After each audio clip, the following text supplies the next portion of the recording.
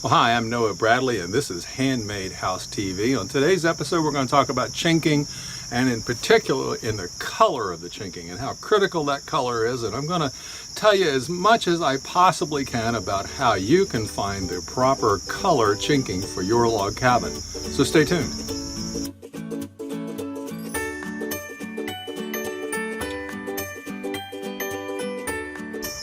So let's talk about the proper color for chinking. If you've been following along, you know that I like to use cement for the chinking I use between each course of logs. And I don't like to use the standard gray color that is commonly found in most big box stores, Lowe's and Costco. In my opinion, that when it's applied, it tends to look like a sidewalk. And I don't want my old or vintage looking or handcrafted log cabin looking like an urban sidewalk. So I like to add a little bit of a color to it, and my personal preference is a little bit of a tan or a cream color direction. Some folks I've seen try to go to more of a red, as in they're trying to mimic a clay color, and they end up with some kind of purple bizarre color.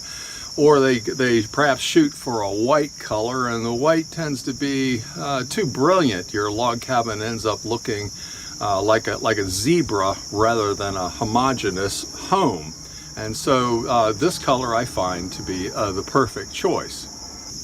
So if we've decided to use a dyed cement in order to chink our log cabin, we have two different options. And our first option is we can add a dye to any brand cement available on the market. And if you get on Google, you can search for cement dyes and you can get it.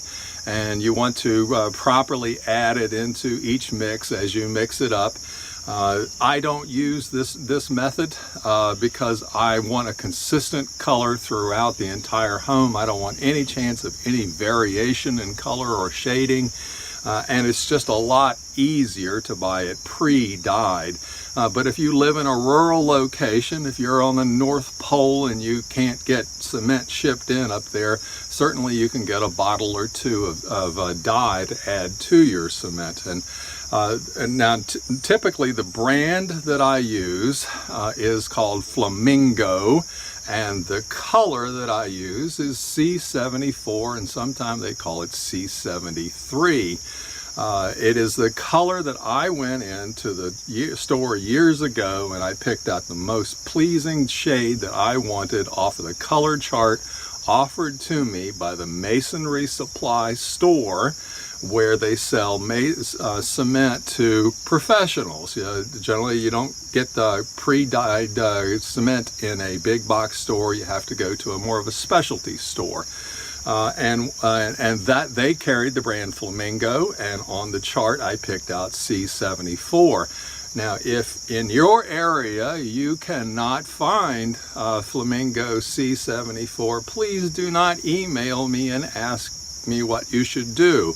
I'll tell you right now, and that is that you either pick a pleasing color from the chart that you would like to have on your log home, or if you would like to use the color that I like to use, which I think is perfect, Flamingo C74, likely you can either do two things. You can ask the gentleman on the other side of the counter, does he have a matching manufacturer chart available for the brand of cement he carries? And chances are he does, and he can pull out this piece of paper or pull it up on a computer, and it will say, it'll show you the color that he would recommend doing.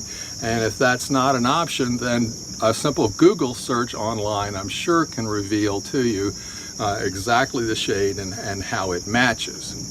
So, and I'm a big fan of chinking. I'm such a big fan of chinking, and chinking is such a critical element that next week's episode will also be focused on chinking.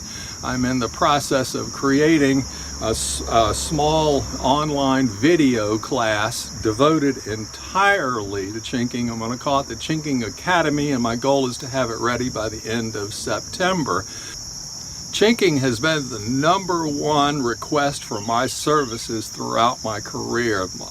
There's never a shortage of individuals who would like me to chink their log cabin.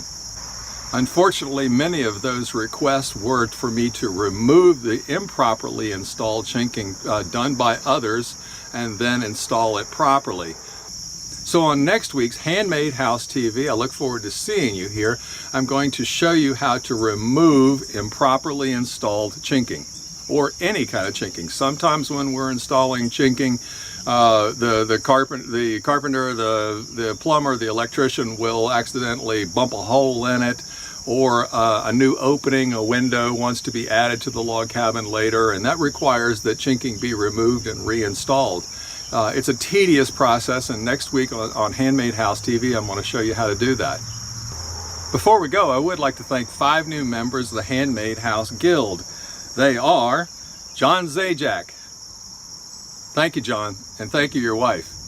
You're both great people. Andrew Swilling, James Bryant, Clayton Haken, and Rob Lintiek. Well, I wish I could get 1 week went by where I could get everybody's name right. I'm so sorry about that. Anyway, I love you all. Thank you very much for joining me here on Handmade House TV. If you're not a member of the Guild, please consider joining us. A lot more going on in there. There's 40 videos of me step by step explaining how to build a log cabin, stone, and I'm currently working on timber framing. Anyway, you guys take care. We'll see you next week here on Handmade House TV. Bye now.